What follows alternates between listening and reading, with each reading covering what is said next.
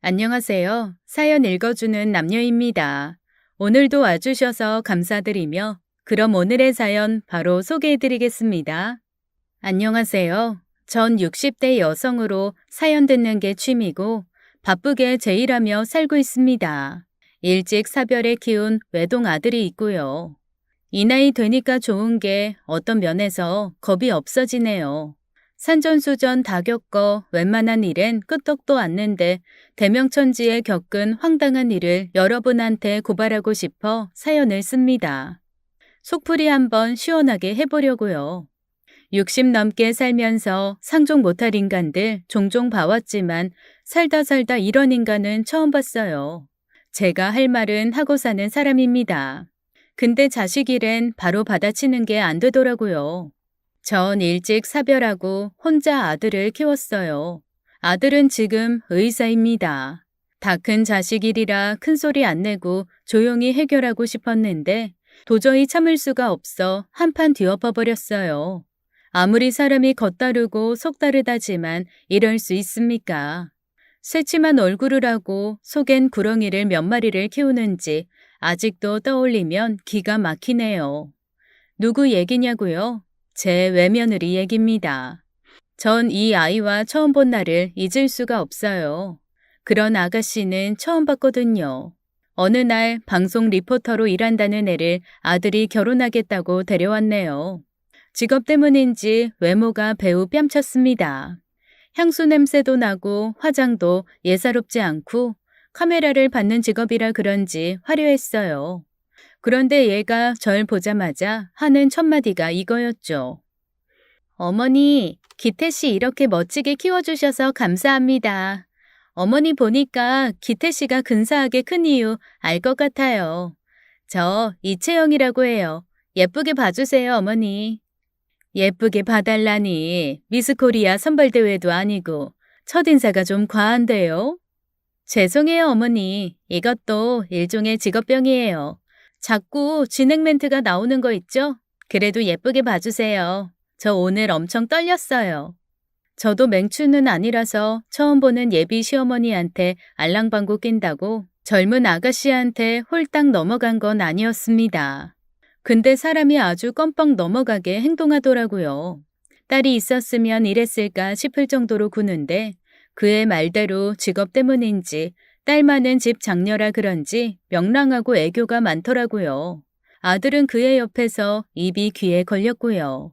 기태도 어디 내세워도 안 빠지는 자식이었죠.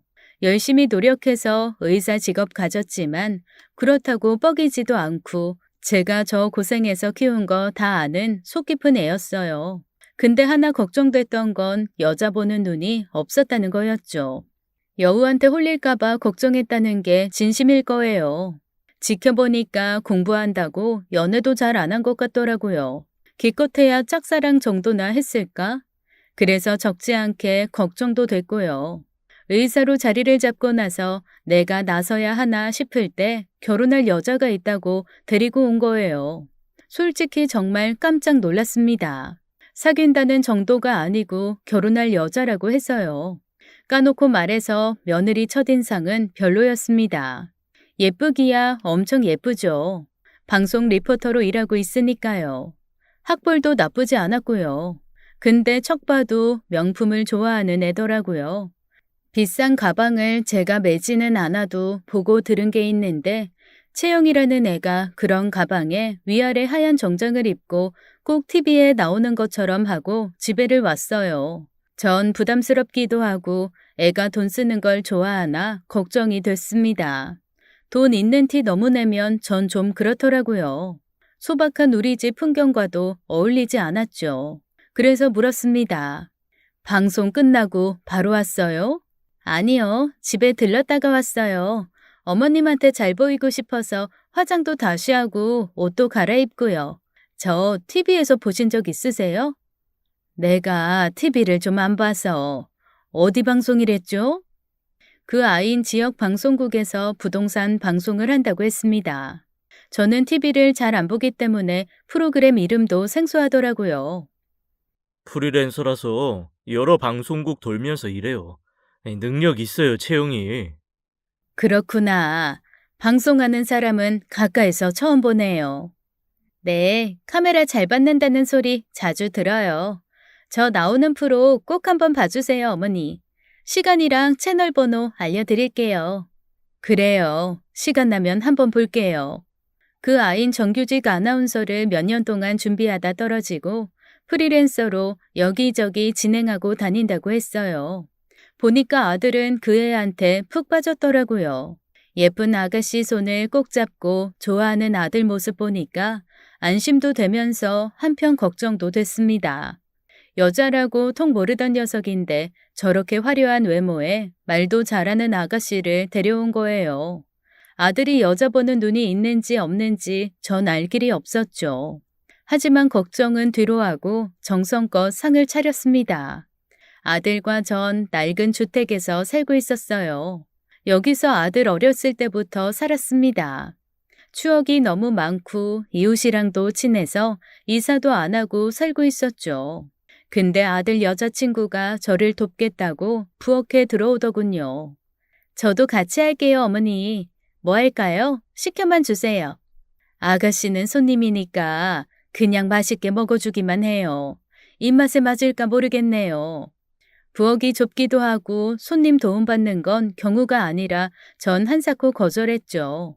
아들 여자친구는 어려운 자리라 그런가 밥도 잘 못 먹더군요. 혹시 다이어트 하냐고 물었더니 그건 아니래요. 그날 밤 아가씨를 배웅해주고 기태가 돌아왔습니다. 아들이 묻더라고요. 예비 며느리 어떻냐고요. 전 잘 모르겠다고 했어요. 넌 그 아이 어디가 그렇게 좋으냐? 아이, 엄만 쑥스럽게 뭘 그런 걸 물어요. 연애 처음 아니야? 아내 될 만한 사람이다라는 걸 언제 느꼈냐고. 아들은 쉽게 대답을 못하고 머리만 극적였죠. 가만 보니 그 채영이라는 애가 적극적이었던 것 같아요. 소개팅으로 만났다는데 한눈에 반한 것도 아니고 오래 사귄 것도 아니고 결혼 말 나온 게 좀 이른 것 같았죠. 사귄 지 5개월도 안 됐대요. 전 연애를 길게 해보라고 했습니다. 1년은 만나보라고 당장 결혼하라고는 못하겠다고 했어요. 그런데 그 아가씨 보통 저돌적인 게 아니었어요. 한 번은 전화가 왔습니다. 내일 바쁘시냐고 물어서 개모임 있다고 했죠. 어디서 몇 시에 하시냐고 묻길래 별 생각 없이 얘기해줬고요. 그런데 글쎄 우리 개모임 하는데 얘가 불쑥 어머니하고 나타난 거 있죠? 어머니, 서프라이즈. 저 왔어요. 놀라셨죠? 저뿐만 아니라 친구들 다 깜짝 놀랐습니다. 우린 교회에 있는 수목원에서 놀고 있었는데 거길 어떻게 찾아왔더라고요.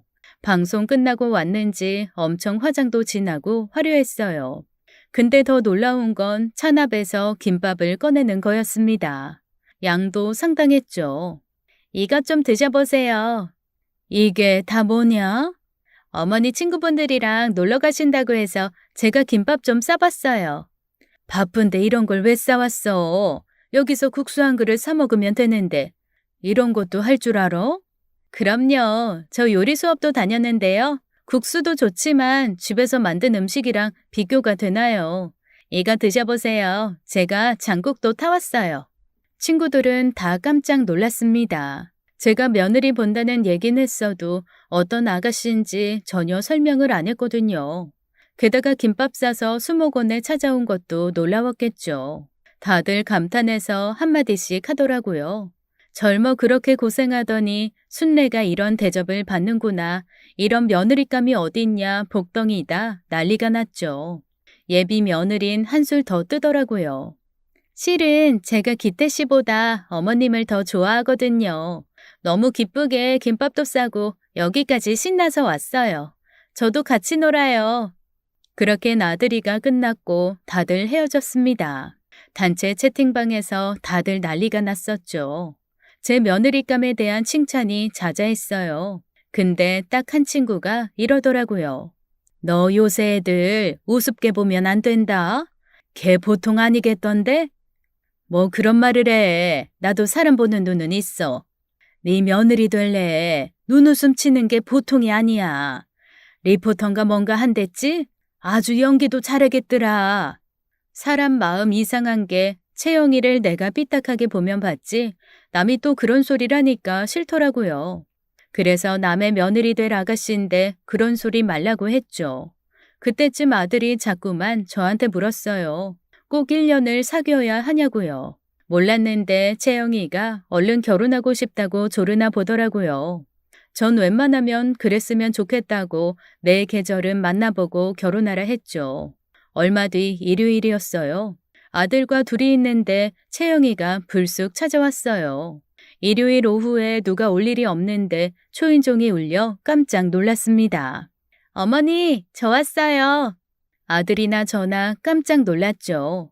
집에서 편하게 입고 있었는데 부랴부랴 옷부터 갈아입고 나왔습니다. 어쩐 일이니? 근처에서 친구들이랑 약속이 있었는데요. 하도 재미없어서 그냥 나왔어요. 거기 있는 것보다 어머님이랑 기태 씨랑 같이 시간 보내는 게 좋을 것 같아서요. 제가 근사한 저녁 사드릴게요. 실은 저 지난주에 적금 탔거든요. 전 그 돈 뭐하러 쓰냐고 모아뒀다 필요한데 쓰라고 했지만 예비 며느린 꼭 같이 외식을 하자고 우겼습니다. 결국 그날 채영이가 사주는 닭백숙을 먹었어요. 방송이 없는 날이라고 수수하게 청바지 입고 화장기 없이 나왔는데 얘가 또 달라 보이더라고요. 아들이 여자 보는 눈이 없어 걱정했는데 은근히 좋은 애를 만났나 싶어 안심이 됐습니다. 그날 먹은 닭백숙은 정말 맛있었어요. 속이 뜨끈한 게 정말 든든하더라고요. 그 뒤로 거의 매일 같이 채영이한테 전화 문자가 왔습니다. 사랑하는 어머니 파이팅. 일요일 영화 데이트 너무 기대돼요. 이렇게 사람을 녹이는데 한 달을 고민한 전 기태를 출근시키면서 이렇게 말했죠. 채영이한테 전해라. 상견례 날짜 잡자고. 너희 둘 결혼해. 그러는 게 좋겠다. 어머니, 결정 내리신 거예요? 진짜. 아침부터 저 이렇게 놀래키시면 어떡해요? 아들은 뛸 듯이 기뻐했고 곧 상견례가 잡혔습니다. 사돈 내외와 채영이는 그날 부티가 엄청 나더라고요. 다들 명품 가방에 옷도 잘 차려입고 나왔죠. 기태 말로는 사돈 어른이 작은 회사를 운영하신다고 했어요. 저도 자영업자로 식당을 운영하고 있었습니다. 채영이한테도 작게 식당을 하고 있다고 한번 놀러 오라고 했었고요. 그랬더니 너무 가보고 싶다고 어머니 음식 다 맛있다면서 좋아하더라고요. 근데 약속한 날짜만 되면 채영이가 바쁘다고 해서 한 번도 초대를 못했어요. 상견례는 무난하게 치렀습니다. 그렇게 결혼식까지 일사천리로 진행이 됐어요. 제 딴에는 며느리한테 해줄 건 다 해줬다고 생각해요. 너무 사치 부리지 않는 선에서 남들 한다는 건 다 해주고 며느리를 맞이했습니다. 아들 내외 신혼여행 보내고 친척 친구들이랑 잔치까지 하고 집에 혼자 온 날은 기분이 시원섭섭하더라고요. 기태 3살 때 남편과 사별해 여기까지 온 게 스스로도 자랑스럽고 시원하기도 했어요. 이제 아들 잘 사는 일만 남았고 저는 건강하게 제 일 잘하고 그렇게 노후를 보내면 된다고 생각했죠. 그러나 제 기대는 산산조각 났습니다. 결혼하자마자 며느리가 검은 속내를 드러내더라고요. 처음엔 얼떨떨했는데 가만 보니 이 아이 기태 없을 때 그렇게 절 홀대하는 거예요. 믿어지시나요? 신혼여행 다녀와 우리 집에 인사 왔을 때 며느리 표정이 차갑더라고요. 전 애들이 여행 가서 싸웠나 싶어 기태를 살폈어요. 기태는 전혀 그런 내색 없었고요. 며느린 내내 말없이 있다가 밥만 먹고 일어났고 전 기태한테 물었죠. 둘이 싸웠니? 아니요. 별일 없었는데 왜요? 둘이 대문을 나설 때 제가 잘 가라고 며느리 등을 두드렸는데 절 보면서 싫은 표정을 하더라고요. 기태 보면서는 웃고요. 잘못 봤나 싶었습니다. 또 한 번은 제가 아들 내외 집에서 그릇을 깬 적이 있었죠. 아들은 뭘 사러 간다고 나갔고 며느리와 저 둘만 있었어요. 어쩐지 저녁 내내 며느리 표정이 좋지 않더라고요. 일하다 안 좋은 일이 있었나 싶어 조용히 설거지나 해주고 가려고 했습니다. 그러다 실수로 그릇이 깨진 거였죠. 많이 미안했어요. 신접살림 제대로 써보지도 못했을 텐데 무안하기도 했고요. 저도 잘못했지만 며느리가 갑자기 소리를 질러서 그렇게 됐어요. 짜증이 난다나 뭐라나 소파에 있던 애가 갑자기 소리를 지르니 안 놀래요? 세제 묻힌 접시가 바닥에 떨어져 산산조각 났고 며느리가 달려왔습니다. 어머머, 이게 얼마짜리 그릇인데 이걸 깨면 어떡해요? 미안하구나. 여기 오지 말아라. 팔 다쳐. 내가 치우마. 미안하다. 아, 진짜 미치겠네. 이거 백화점에서 줄 서서 산 그릇이라고요. 진짜 알지도 못하면서. 속상해서 어떡해. 똑같은 거 사줄게. 걱정 마라. 됐어요. 이게 얼마짜린데 덥석 사주신다고 그러세요? 이거 어디서 파는지도 모르시잖아요. 가세요, 그만. 신경질나, 진짜. 기가 막혀서 입이 안 다물어졌어요. 그릇 하나 깼다고 시어머니한테 이렇게 화를 내다니. 그것도 지들 먹은 거 설거지해주다 그렇게 된 건데 너무 무안하고 속상하고 화가 났죠. 전 알겠다고 미안하다고 하고 집을 나왔습니다. 현관을 나서는데 아들과 마주쳤어요. 왜 벌써 가냐고 자기가 차로 데려다 주겠다고 하는데 전 싫다고 하고 나왔습니다. 아들이랑 같이 있다간 하소연을 할 것 같아서요. 그날 밤에 아들한테 문자가 오더라고요. 며느리가 저 안 다쳤는지 물어보라고 했다면서요. 대충 얼버무리고 전화를 끊었죠. 뭐? 안 다쳤는지 궁금해? 얘가 사람 갖고 노나? 아까 그 말버릇은 뭐고? 아유, 머리 아파. 분해서 잠이 다 안 오더라고요. 아무리 화가 나도 그렇지 신경질이 난다느니 가라느니 결혼한 지 한 달도 안 된 새색 씨가 어떻게 그런 말을 할 수 있겠어요. 그런데 이틀 후 저한테 문자가 하나 왔습니다. 깨진 그릇 가격이라고 액수를 딸랑 보내왔더라고요. 명품 그릇이었고 값도 많이 나갔지만 군말 없이 보내고 말았죠. 불쾌한 기억이라 빨리 잊고 싶었어요. 그리고 며칠 후 아들한테 이런 얘기를 들었습니다. 며느리가 방송일을 접고 옷가게를 개업한다는 거였죠. 얼굴이 좀 알려진 김에 리포터 그만두고 옷이랑 비싼 액세서리를 팔기로 했다는 얘기였습니다. 쇼핑몰도 하고 이름 있는 회사로 키우고 싶다나요? 시간이 흘러 며느리는 개업을 했고 근처를 지나가던 전 가게에 들르게 됐죠. 그랬더니 며느리의 대접이 아주 가관이었습니다. 일단 저를 모른 척하는 건 기본이었고 잡상인 취급하더라고요. 제가 들어가서 서 있으니까 며느리 친구들이 묻더라고요. 언뜻 보니까 다들 방송 일을 하는 처자들인 것 같았죠. 근데 채영아, 저분 누구셔? 어? 누구? 아, 신경 쓰지 마. 천천히 구경해. 옷 마음에 드는 거 많을 거야. 헛웃음이 나왔습니다. 신경 쓰지 말라는 며느리 표정이 아주 가관이었죠.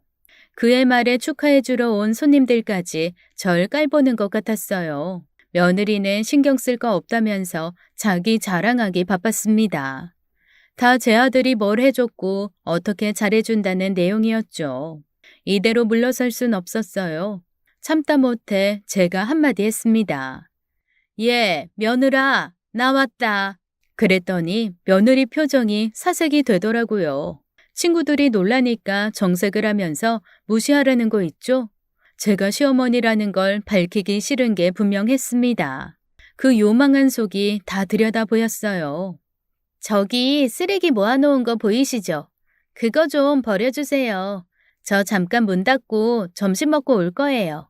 사색이 된 며느린 절 가게 밖으로 끌고 나가더니 이렇게 말했습니다. 여기 왜 오셨어요? 그냥 와봤다. 지나가다. 땅값 비싼 동네에 어머니가 오실 일이 뭐가 있어요? 그리고 친구들이 있는데 며느리라고 하시면 어떡해요? 내가 창피하다 이거냐? 내가 하는 식당이 이 근처야. 그것도 몰랐지? 너 왜 날 모르는 척하고 잡상인 취급하니? 암튼 가세요. 빨리요. 얘들아. 아무것도 아니야. 우리 나가서 점심 먹자. 내가 쏠게. 전 기막혀 그 골목을 나왔습니다. 애가 아주 대바라졌더라고요. 분한 마음과 함께 이런 생각이 들었습니다. 기태가 지안의 저런 성격을 아는지 모르는지 그게 궁금했어요. 하루는 아들을 불러 저녁을 먹으면서 슬쩍 물어봤죠. 채영이가 잘해주냐? 처음처럼? 그럼요. 왜요? 어머니랑 연락 자주 안 해요? 듣기론 매일 전화한다고 하던데. 아니에요? 상여우, 불려우도 모자라 설명할 길이 없었어요.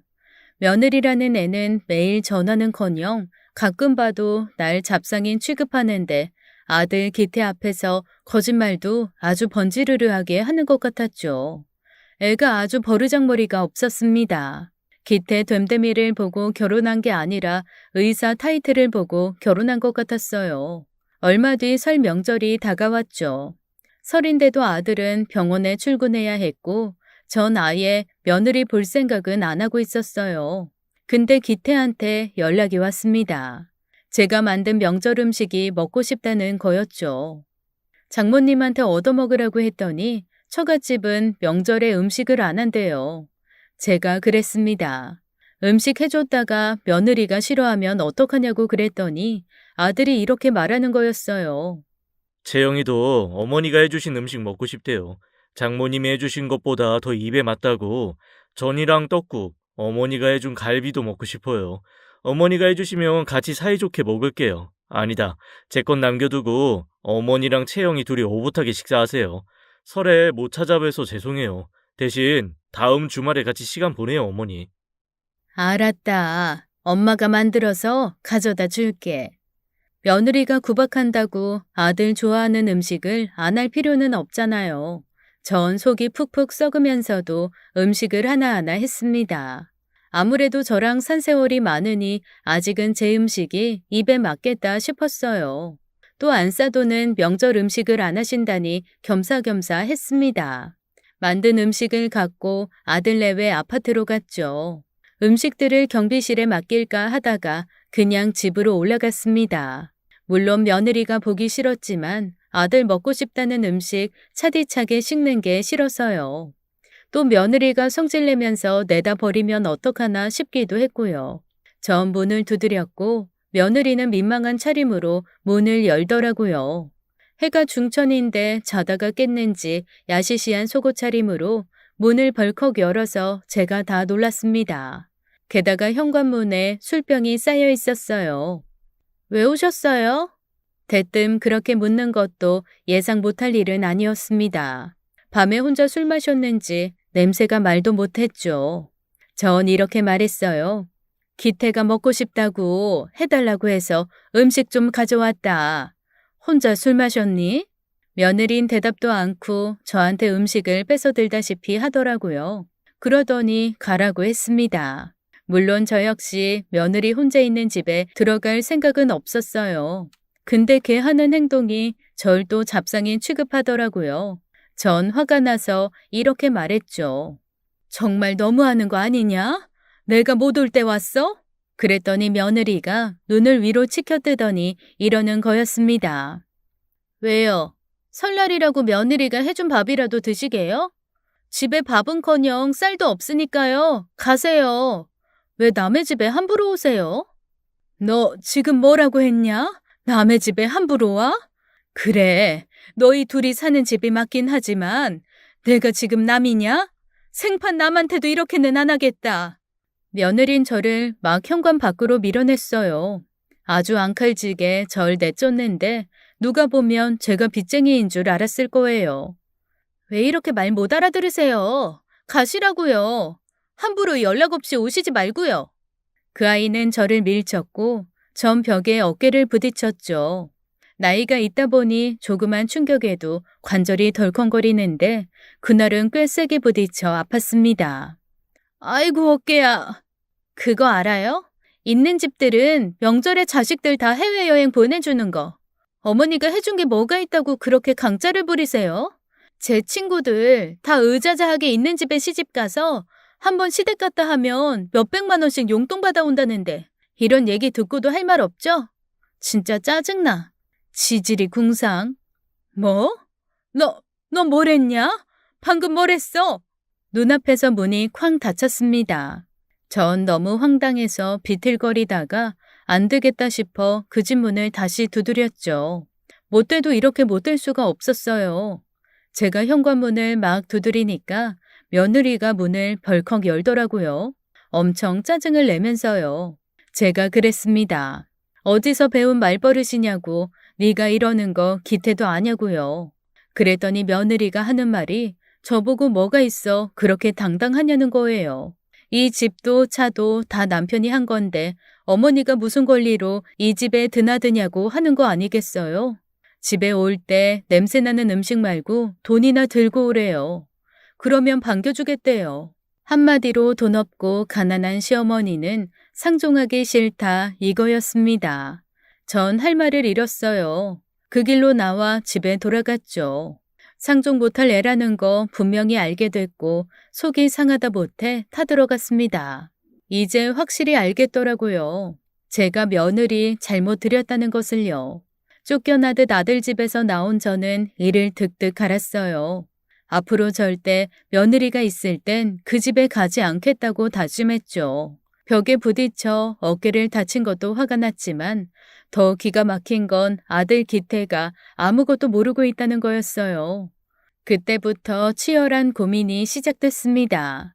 며느리의 실체를 알려야 하나 말아야 하나 너무 고민이었어요. 한편으론 아들이 행복한지 확인도 하고 싶었고요. 저한테 막대하는 며느리 기분 같아선 다 까발리고 싶었지만 아들이 좋다면 아들한테는 잘한다면 이 결혼 깰 순 없었습니다. 그날 밤 제 속을 알 리가 없는 아들이 전화를 했더라고요. 새벽에 퇴근해 전을 데워 먹었대요. 며느리도 같이 먹었냐고 물었더니 속이 안 좋다고 해서 혼자 대충 먹었다고 하더라고요. 요새 개업한 며느리 가게가 엄청 잘 된다나요? 돈 버느라 힘들어한다고 아들 딴엔 배려를 하나 보더라고요. 그래도 명절인데 집에서 쉬는 사람이 밥상이나 따뜻하게 차려주면 좋으련만 누구한테 뭘 기대하겠어요. 어떻게 보면 그런 며느리 선택한 아들도 문제였죠. 여자 보는 눈이 어쩌면 그렇게 없을까 혼자서 속이 푹푹 썩었습니다. 알리고 싶지 않았는데 아들은 제가 어깨를 다친 걸 알고 집에 자주 왔죠. 며느리도 한두 번 따라오더라고요. 와서 기태가 볼 때는 찜질을 해준다 어쩐다 난리를 치다가 기태가 어딜 가면 안면몰수 바로 들어가네요. 다리 꼬고 핸드폰만 보는데 내 자식이면 등짝을 때렸을 겁니다. 차라리 안 오면 속이나 편하지 기태 따라오면 제 속이 말이 아니었어요. 다친 어깨 치료하고 그 달이 지나갔고 저 두 얼굴의 며느리를 어떻게 해야 하나 고민하던 때였죠. 그리고 기어이 일이 벌어졌습니다. 며느리가 개업한 옷가게 근처에는 유명한 레스토랑이 있었어요. 강남에서도 손꼽히는 비싼 곳이었죠. 손님들도 한자락 하는 분들이 많았고요. 그 레스토랑 입구에서 며느리와 안사돈 그리고 사돈 처녀와 마주치고 말았습니다. 며느리와 안사돈은 절 보자마자 놀라더니 코웃음을 치더라고요. 며느리가 그 방정맞은 입을 함부로 놀리더라고요. 여기에 왜 있어요, 어머니가? 이런 고급 식당 아무나 오는 데 아닌데요. 잘못 들어오셨으면 빨리 가세요. 사람들이 욕해요. 그게 무슨 말이니? 넌 네 갈 길 가라. 난 내 갈 길 갈 테니까. 또 며느리의 막말은 시작됐고 전 안사돈이 어떻게 하나 지켜봤습니다. 황당한 건 콩 심은 데 콩 난다더니 안사돈은 그런 딸을 보며 같이 웃기만 하는 거였어요. 전 입을 떼기도 싫어서 목례만 까딱하고 자리를 피해버렸습니다. 레스토랑 안에 있는 화장실에 들어가 앉았는데 문이 열리면서 익숙한 목소리가 들렸어요. 리포터 출신이라 카랑카랑한 목소리를 가진 며느리와 안사돈이었죠. 역시나 며느리가 아나무인인 데는 이유가 있었습니다. 안사돈 말하는 게 엄청 천박했어요. 상견례 때는 그렇게 고상한 척 하더니 다 연기였던 거였죠. 이런 고급스러운 데를 저런 촌스러운 노인네가 왜 온 거야? 격 떨어지게. 어쩌다 우연히 들어왔겠지. 이런 데인 줄도 모르고. 돈은 있을까 몰라. 그러니까 엄마, 설마 나한테 돈 내라는 건 아니겠지? 아, 짜증나. 남들은 시부모가 좋은데도 데려간다던데. 난 이런 걱정이나 하고 있고. 됐어. 최서방이 너한텐 꼼짝 못하잖아. 그거면 됐지. 이 결혼 손해보는 장사는 아니다. 집 생겼지, 차 생겼지, 네 샵도 차렸지. 시부모 돈까지 있으면 좋았겠지만 어떡하겠어. 거기까지가 네 복인걸. 아주 덜 떨어진 얘기들을 고상하게들 하고 있었죠. 전 더 이상 놀랍지도 않았습니다. 며느리가 결혼 전에 알랑방구를 낀 건 다 의사라는 아들 직업 때문이었어요. 제가 알기로 며느리 사치는 도를 넘어서고 있었습니다. 입고 걸치고 신는 것들도 다 명품 천지였고 허세가 하늘을 찌르는 것 같았죠. 전 숨소리도 안 내고 그들이 하는 얘길 다 들었어요. 돈 없는 촌스러운 노친네라고 실컷 제 흉을 보던 안사돈과 며느리는 또 돈 얘기를 하며 화장실을 나갔습니다. 너 괜히 네 시어머니 신경 쓰지 말고 맛있게 먹어. 여기 음식 돈이 얼만데. 최서방 카드 가져왔지? 당연하지. 결혼하고 내 돈은 절대로 안 써. 다 기태식 카드로 긁지. 남편 카드가 세상에서 제일 좋아. 엄마, 빨리 가서 먹자. 설마 시어머니 나한테 계산하라는 건 아니겠지? 포크랑 나이프 쓸 줄은 아나 몰라. 야, 그래도 몰라. 저 노친네 쌈짓돈 있으면 그것도 싹 네가 가져라. 억울하잖아. 없는 시댁 가진 것도 복장 터지는데 그거라도 챙겨야지. 걱정 마, 엄마. 다 생각이 있어. 기태 씨 수입, 재산, 거기에 어머니 쌈짓돈까지 결국 다 내 차지 될 거라고. 식은 죽 먹기랄까? 그들이 나가고 한참 뒤에야 전 화장실을 나왔습니다. 며느리 막장으로 말하는 거야 처음 겪는 일은 아니었지만 그래도 손발이 부들부들 떨리고 분이 나서 견딜 수가 없었어요. 전 마음이 진정될 때까지 기다렸다가 화장실에서 나갔습니다. 그리고 며느리와 안사돈, 사돈 처녀가 앉은 자리가 잘 보이는 자리를 잡았어요. 아주 자기들끼리 신났더라고요. 메뉴판을 보고 이것저것 양껏 고르는 것 같았죠. 전 앞에 커피 한 잔을 놓고 그들이 하는 짓을 보고 있었어요. 한참 맛있다면서 먹더니 안사돈이 웃기는 짓을 하더라고요. 웨이터, 안심 스테이크 크기가 작은데 리필 좀 해줘요. 되지? 이거 한 그릇에 얼만데 간에 기별도 안 가겠어. 아유, 배고파. 손님, 메인 요리는 리필이 어렵습니다. 음료는 가능하시고요. 어머, 왜 안 돼? 여기 서비스 진짜 별로네. 이렇게 큰 접시에 손바닥도 안 되는 고기 올려놓고 그 돈을 받아? 진짜 별꼴이다. 왜 유명한지 모르겠네. 불친절하다고 사람들한테 소문내도 할 말 없죠? 웬만하면 그냥 줘요. 사람도 없는데. 정말 진상 중에 상진상이었어요. 직원은 정중하게 메인 요리는 리필이 안 된다고 했고 며느리와 사돈 처녀가 옆에서 항의하는 게 보였습니다. 교양이라곤 조금도 찾아볼 수가 없었어요. 요리를 더 시키면 시켰지 메인 요리를 리필해달라는 손님은 정말 처음 보는 것 같았죠. 직원이 어이없다는 표정으로 주방으로 가길래 제가 손짓으로 불러 세웠습니다. 저 테이블 손님들 요구사항이 뭐죠? 내가 제대로 들은 거 맞아요? 안심 스테이크 리필. 그것도 세 접시나? 직원이 그렇다고 했고 전 어이없어하는 직원에게 메인 요리 다시 해서 가져다 주고 다른 것들도 챙겨주라고 했습니다. 직원은 알겠다며 저한테 90도로 인사를 하고 주방으로 갔어요. 아니나 다를까 안사돈과 며느리 일행이 절 보고 있었죠.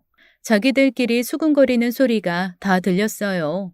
여기가 어떤 데인 줄 알고 저렇게 아는 척을 하냐고 지금 자기들이 주문한 음식이 얼만데 계산이라도 해줄 거냐면서 비아냥거리고 웃더라고요. 계산? 무슨 계산? 돈 한 푼 없을 텐데 무슨. 직원한테 뭐라고 했길래 저렇게 공손하게 인사를 해? 괜히 기분 나쁘게. 그래도 뭐 다시 해준댔으니까 그거나 먹고 가요. 전 자리에서 일어나 며느리와 안사돈네가 있는 테이블로 갔습니다. 도저히 참을 수가 없어 숨겨왔던 제 정체를 밝히게 됐죠. 저로서도 뜻밖의 상황이었어요. 새아가, 안사돈, 궁금한 게 참 많네요. 내가 저 직원한테 뭐라고 했을까요? 그 말도 안 되는 리필 요구 들어드리라고 했어요. 왜냐고요? 이 레스토랑 내가 대표거든요. 더 드시고 싶으면 드세요. 전혀 부담 안 되니까. 우리가 어떤 사이인데 이 정도도 못합니까? 진작 말씀하시죠. 이런데 처음 오신 것 같은데 세상 어떤 레스토랑에 가도 메인 요리는 리필이 안 되는 거 전혀 모르고 있었나 봐요. 여기서야 실수하셨지만 다른 데서는 교양 있게 행동하세요. 아시겠어요? 안사돈과 며느리 사돈처녀는 입을 떡 벌리고 저를 보더라고요. 전 가볍게 웃어줬습니다. 왜 그렇게 놀라냐는 표정을 지으면서요. 세아가 전에 한번 말했잖니. 내가 아는 식당에 한번 오라고. 음식 맛있게 해주겠다고 했잖아. 넌 대답만 잘하더니 코빼기도 안 보이더구나. 그 식당이 여기야. 무슨 말인지 이해돼? 그럼 여기 어머니 소유예요? 어떻게 그런 일이? 여기뿐이겠니? 같은 이름으로 된 레스토랑, 내 건물들 말하면 알기나 하겠니? 세아가 정신 차려. 벌어진 입에서 침 떨어지겠다. 뭘 그렇게 놀라니? 이 정도 가지고. 며느리는 사색이 돼서 입을 다물더니 얼굴이 홍당무가 되더라고요. 안사돈도 안절부절 못하면서 제 눈치만 보고요. 곧 직원이 갓 구운 스테이크와 샐러드, 음료들을 가져왔습니다. 전 직원에게 다시 세팅하라고 지시했어요. 직원은 저한테 대표님이라고 하며 착착 일을 했죠. 제가 손짓 한번 하니까 매니저도 달려왔고요. 그 모습을 멍하니 보던 며느리가 갑자기 무릎을 꿇었습니다. 그러면서 이렇게 말하는 거였어요. 어머니, 몰라봐서 죄송해요. 저 진짜 몰랐어요. 왜 진작 말씀 안 해주셨어요? 그랬으면 달랐을 텐데. 저 용서해 주세요, 어머니. 짐작하기론 아마 며느리 머릿속에서 계산기가 엄청 돌아갔을 겁니다. 땡전 한 푼 없이 낡은 집에서 사는 시어머니가 실은 엄청난 사업가라는 걸 깨닫고 무릎을 꿇은 거였죠. 전 코웃음을 쳤죠. 말했으면 뭐가 달라지는데 너 진짜 맹랑하구나. 가난하고 허름한 시어머니 무시해도 되고 이런 레스토랑 운영하면 깍듯이 대접하는 게 네 상식이냐? 왜 무릎을 꿇어? 어서 먹지 않고. 우리 셰프 실력 상당해. 네가 더 잘 알지 않겠니? 세상에 누가 메인 요리를 리필해달래? 이런 레스토랑에서. 안사돈, 제 쌈짓돈 채용이 주머니에 들어가기나 하겠어요? 제 재산 감당이 되겠냐고요? 아니, 나는 그런 뜻이 아니라. 돌아가는 판이 완전히 뒤집혀 버렸습니다. 말할수록 더 기가 차고 황당하더라고요. 누구 레스토랑에 와서 저렇게 뻐기는 건지 정말 한심했어요. 전 제 젊음과 청춘, 피땀이 녹아든 이 레스토랑을 정말 아꼈습니다. 강남 한복판에서 꾸준히 인기를 끌기 위해선 보통 노력으론 부족했어요. 그런 곳에 와서 절 깎아내리다니 예의도 모르고 교양도 없이 행동하면서 절 무시한 며느리와 사돈네를 용서할 수가 없었습니다. 그래도 안사돈은 딸이 무릎을 꿇은 게 아무래도 보기 싫었겠죠. 자기 딸이 한 짓은 생각 안 하고 한마디 보태려고 해서 제가 선수를 쳤습니다. 화장실에서 다 들었습니다. 시골 노인들은 이런 데 오면 안 된다는 법이라도 있습니까? 사람 겉모습만 보고 판단하는 거 아닙니다. 제 모습이 뭐가 어때서요? 생전 여기 손님들 제 겉모습 가지고 뭐라고 하는 사람 없었어요. 사람이 왜 그렇게 몰상식해요? 말씀이 너무 심하신 거 아니에요? 처음부터 툭 터놓고 말씀하셨으면 다 좋았잖아요. 그러게 이렇게 재력이 있으신 줄 몰랐네요. 신뢰가 많았습니다, 정말. 됐고요. 며느리 하는 행동 말 어디서 배웠겠어요? 안사돈한테 정말 실망 많이 했습니다. 더는 변명 듣고 싶지도 않고 계속 영업해야 하니까 그만 가주세요. 정 실장, 음식 식었지만 이분들은 좋아할 것 같으니까 싸드려. 저희 레스토랑 규정에 포장은 없는데 처음 드신 음식인 것 같으니까 싸드릴게요. 두고 많이 드세요. 제가 완전히 돌아선 것 같으니까 며느리가 제 발을 붙들고 늘어지더라고요. 그의 눈에 뭐가 보였겠어요. 제가 화난 게 무서운 게 아니라 재력 있는 시어머니 놓칠까봐 안달이 난 거였겠죠. 그 속이 너무 투명하게 보여서 헛웃음이 나왔습니다. 어머니, 잘못했어요. 노여움 푸세요. 제가 여기서 설거지라도 할까요? 청소라도 할까요? 시키는 대로 다 할게요. 싫으니까 그냥 가라. 네가 하긴 뭐래. 명품 사고 비싼 음식 먹는다고 사람이 고급되니? 인성 좋고 현명해야 고급인 거지. 가라. 남의 사업 망칠 생각하지 말고 가. 그렇게 며느리와 안사도는 제 레스토랑에서 쫓겨났습니다. 들어올 땐 기세 등등하더니 나가는 뒷모습이 볼만하더군요. 아주 하는 짓들이 가관이었어요. 어쩌면 그렇게 돈밖에 모르는지 오만정이 뚝 떨어졌죠. 특히 화장실에서 제 욕하던 건 잊을 수가 없었습니다. 기태돈에 제 삼짓돈까지 지껏 만들겠다던 며느리 목소리가 잊혀지지도 않았죠. 전 그 사람들 내쫓고 계속 일했어요. 미꾸라지 한 마리가 물 흐린다고 제 일을 안 할 순 없으니까요. 매니저로 일하는 직원이 퇴근하는 게 어떻겠냐고 했지만 차라리 일하는 게 나을 것 같아 레스토랑에 있었습니다. 아주 전화에 불이 났어요. 며느리가 애타게 절 찾더라고요. 그렇게 절 문전박대하더니 웃기지도 않았죠. 이런 애한테 처음부터 모든 걸 오픈했으면 어땠을지 가슴이 철렁했습니다. 안사돈도 저한테 문자를 했더라고요. 죄송합니다. 자식 잘못 가르친 제 죄입니다. 부디 너그러우신 사부인께서 하나밖에 없는 며느리 용서해 주시기를 간곡히 부탁드릴게요. 내일 채영이와 함께 찾아가 사죄드리겠습니다. 노여움 푸시고 며느리 사람 만들어주세요. 이제와 누구한테 딸 자식을 사람 만들어달라는 건지 암만 생각해도 분통이 터졌습니다. 어쩌면 그렇게 돈밖에 모르고 사람을 겉만 보고 평가하는지 며느리와 안사돈 오늘 아마 뜨끔했을 거예요. 아니 아주 뜨거웠을 겁니다. 문제는 아들이었어요. 아들이 이 사실을 알아야 할지 그 지경이 돼도 고민이 되는 게 엄마라는 자리였습니다. 그날 밤 평소보다 1시간 일찍 퇴근해 집에 돌아왔어요. 전 고민을 하다 잠에 들었고 새벽에 아들의 전화를 받았습니다. 당장 집 앞에 오겠다는 거였어요. 전 마음의 준비를 했죠. 아들이 와서 무슨 얘기를 꺼내려나 심란했어요. 집에 들어온 아들은 심각한 얼굴이었습니다. 성규한테 다 들었어요. 오늘 레스토랑에서 있었던 일. 어떻게 그런 일이 있어요? 가당키나 한 일이에요? 성규는 아들의 친구로 레스토랑에서 매니저로 일하고 있었어요. 아까 벌어진 일 성규가 다 지켜봤고 술 한잔 하러 만나 아들한테 하나부터 열까지 다 말했더라고요. 기태는 믿을 수가 없어서 얘기를 듣고 또 들었답니다. 얼마나 기가 막혔겠어요. 전 고민하다 겨우 입을 열었습니다. 기태야, 너 그 애 사랑하니? 엄마 그동안 고민 많이 했는데 네 뜻이 궁금하다. 어머니, 어떻게 그런 애를 사랑할 수 있어요? 걘 돈밖에 모르는 애예요. 돈에 아주 환장했다고요. 아들은 오늘 있었던 일에 치를 떨더라고요.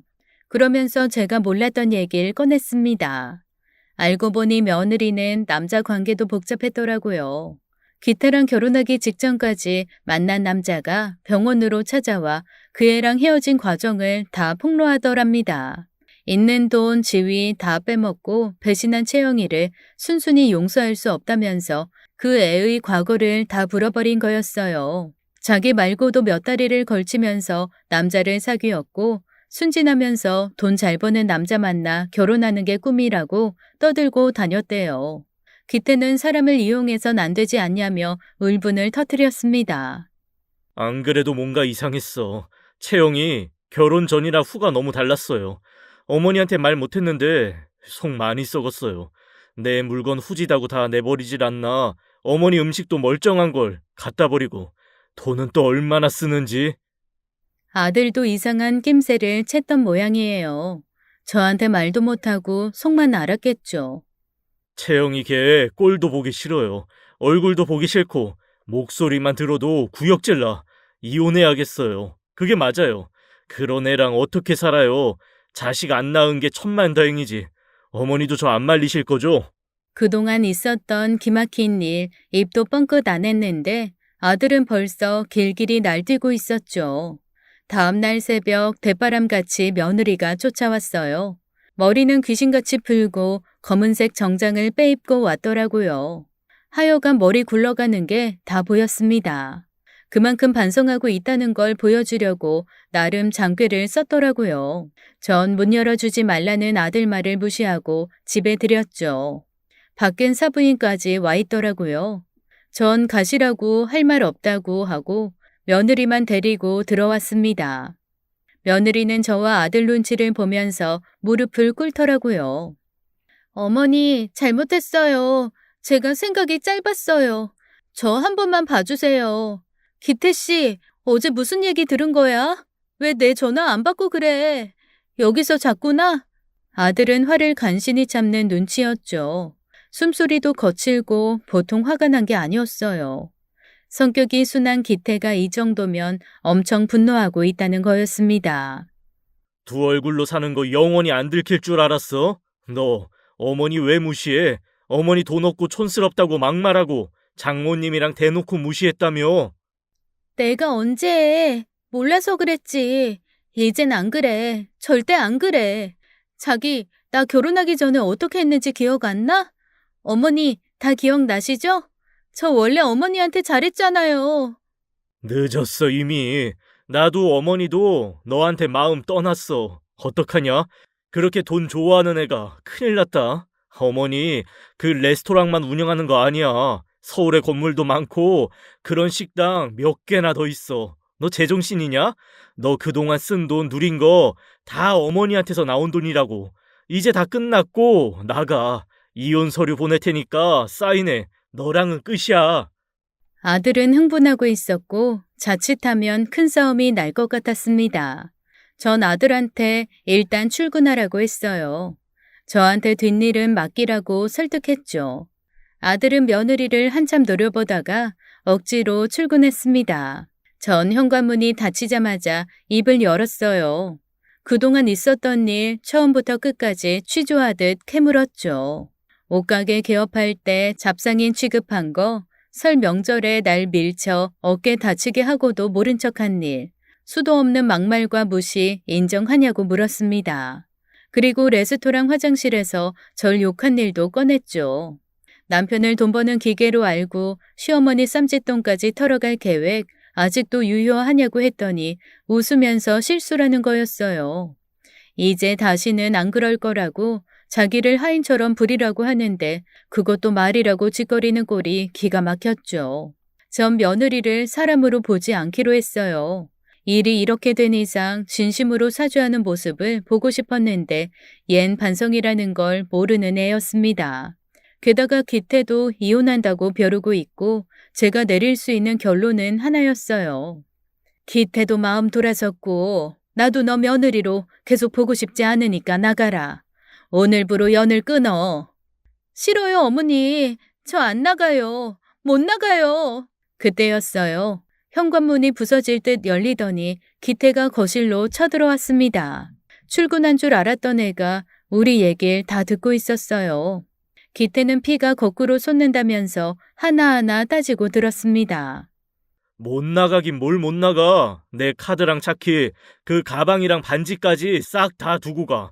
너 그 옷가게인지 뭔지 낸 거 내 돈으로 내준 거 아니야. 어머니가 사업자금 다 주셨다고. 너한테 비밀로 하라고 해서 내 돈으로 한 거라고 했고, 카드? 생활비? 야, 내가 얼마나 번다고 네 씀씀이를 다 감당하냐. 그것도 다 어머니가 도와주신 건데 뭐?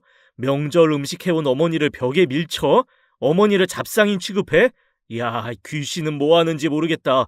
너 같은 애 안 잡아가고. 네가 그러고도 사람이냐? 잘못했어, 기태씨. 다신 안 그럴게. 한 번만 기회를 줘.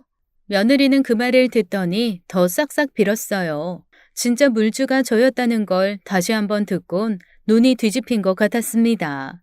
저한테 잘못했다고 바닥을 기라면 기고 발바닥을 핥으라면 핥겠다고 해서 제가 소름이 끼쳤어요.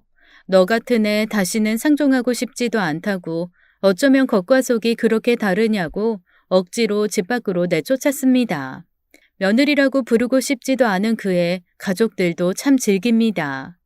그의 가족들도 참 즐깁디다. 몇 날 며칠을 우리 집이랑 레스토랑 주변을 서성이면서 끈질기게 사죄 한다고 용서해달라고 하더라고요. 한 번은 레스토랑 매니저 성규가 저한테 전화를 했어요. 며느리가 주방에 쳐들어가 설거지를 하고 있다는 거였죠. 대표님, 진짜 이 여자 왜 이래요? 제정신 아니에요. 다짜고짜 고무장갑 끼고 설거지 하는데 나가라고 해도 들은 척도 안 해요. 기막혀서 원. 정 실장, 내가 갈 테니까 일 봐. 신경 쓸 거 없어. 이제와 바짓가랑이 잡아봤자 무슨 소용이 있겠어요. 전 그 애 내쫓고 사설 경호원까지 고용해서 그 집안 사람들이 얼씬도 못하게 했습니다. 아들 병원에까지 찾아가고 전화한다는 걸 제가 작심하고 그 인간들이랑 만나 결판을 냈어요. 거액의 위자료 청구받고 싶냐고 이혼 전문 변호사의 매운맛 좀 보고 싶냐고 하니까 그제야 꼬리를 내리더라고요. 뭐가 아쉬운지 연신 미안하다 잘못했다 엎드리는데 완전히 질려버렸습니다. 내가 살다 당신 같은 사람들 처음 봅니다. 딸 자식들 다 그렇게 키웠습니까? 돈 있는 사람 앞에선 비굴하게 굴고 없는 사람 앞에선 아무렇게나 굴어도 상관없다고요? 아들 기태, 이 결혼의 진심이었고 나도 며느리에게 최선을 다했지만 더는 인연 맺을 이유가 하나도 없네요. 끝까지 이기적이고 독한 당신들 다시는 보고 싶지 않아요. 기태 병원으로 한 번만 더 연락하거나 찾아가기만 해요. 내 경고 허투루 듣지 말아요. 이 자리까지 오는 게 쉬운 줄 압니까? 나 한다면 하는 사람이에요. 이만 갑니다. 전 그 길로 그 지겨운 면상들과 작별했어요. 시간은 걸렸지만 이혼은 마무리됐고 그 막대먹은 며느리한테 준 것도 다 돌려받았습니다. 브랜드샵인지 뭔지 한다고 일만 벌려놓고 빚만 잔뜩 졌더라고요. 가짜를 진짜라고 속여 팔아 욕도 엄청 먹고 있었어요. 그 사업 자금 결혼할 때 그 애한테 해준 걸로 다 돌려받았죠. 처치곤란인 명품들 중고로 팔아서 좋은 데 기부했습니다. 사람 공부했다 셈치고요. 그러니까 며느리는 속빈 강정이었다 이겁니다. 하마터면 어렵게 일군 재산 그 머리 빈 애한테 홀딱 빼앗길 뻔했어요. 아들이 이혼 후 우리 모자 한 번은 얘기를 나눴습니다. 일이 이렇게 된 거 엄마 원망스럽지 않냐고 물었어요. 그랬더니 아들이 펄쩍 뛰네요. 그런 말이 어딨어요. 레스토랑 잘 되고 건물주 됐어도 어머니 하시는 말씀 늘 똑같았어요. 겸손하라고, 괜히 돈 자랑하고 다니지 말라고. 난 너무 동의해요. 어머니 잘못 하나도 없어요. 그런 말 마세요. 전 아들에게 어려서부터 철저히 교육을 시켰습니다. 어디 가서 섣불리 있는 티 내지 말라고요. 남편은 식당을 하다가 쓰러져 기태가 3살 때 세상을 떠났어요. 그 사업체 제가 물려받아 한동안은 고생 많았죠. 하나부터 10까지 배우면서 밤새 가면서 일을 배웠고 시행착오도 많았지만 결국은 레스토랑으로 성공을 하게 됐습니다.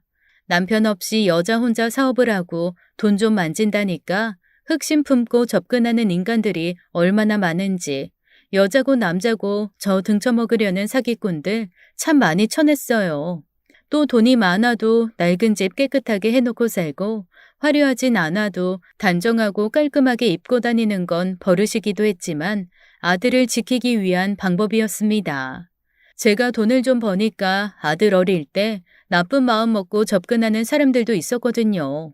재산은 많아도 생활을 검소하게 사는 게 여러모로 속이 편했고요. 그런 수십 년의 노력을 못난 꾀로 가로채려 들다니 한때는 며느리라고 불렀던 그 아이를 떠올리면 피가 거꾸로 솟네요. 그래도 일찌감치 눈치채 결혼생활 정리한 건 잘했다 생각합니다. 아들은 2년 정도 조용히 일만 하더니 다시 연애를 하더라고요. 그리고 볼수록 매력 덩어리인 지금의 며느리와 재혼을 했습니다. 같은 의사고 선후배 사이래요. 대학 때부터 본 사이라 10년 이상 된 인연이고요. 아들도 그렇고 저 또한 지금의 며느리랑 있으면 속이 편합니다. 집도 둘이 반반씩 구했고 집안일도 나눠서 하거나 도우미를 부르는 것 같더라고요. 뭐든 열심히 하는 게 몸에 밴 애들이라 보고 있으면 뿌듯해요. 집안 배경 상관없이 둘이 열심히 벌어서 잘 살겠대요. 하나를 보면 열을 한다고 말이나 행동하는 게 마음에 쏙 듭니다. 며느리는 저를 처음 만났을 때 안녕하세요 한마디 하고는 차분하게 앉아 있더라고요. 첫인상부터 가볍지 않고 무게가 있었어요. 지켜보니 사치도 안 부리고 번 돈 알뜰히 모으는 것 같더라고요. 그래서 더 많이 베풀고 싶습니다. 한두 번씩 목돈 쥐어주는 재미도 있네요. 며느리가 손녀를 낳았을 땐 차 한 대 뽑아줬고요. 요샌 손녀 재롱 보는 재미에 푹 빠졌네요. 할미 할미 하면서 그 예쁜 얼굴로 웃으면 살살 녹아요. 돌잔치 때 사돈 어른들도 만났는데 참 인품이 좋으신 분들입니다. 우리 기태가 장가를 잘 든 것 같아 마음이 좋아요.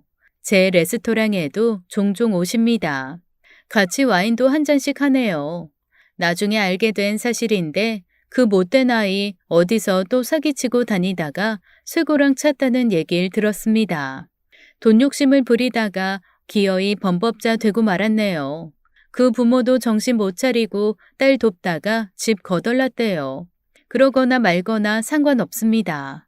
그 똥물 이미 치웠고 지금 우리 기태 잘 살고 있으니까 아무 상관없어요. 주말에 날씨가 좋았으면 좋겠네요. 우리 손녀랑 공원에라도 놀러 가게요. 여러분 제 사연 어떻게 들으셨나요? 긴 이야기 들어주셔서 감사합니다. 지금까지 사연 읽어주는 남녀였습니다. 끝까지 함께 해주신 여러분 감사드리며 저희는 다음 사연으로 돌아올게요. 감사합니다.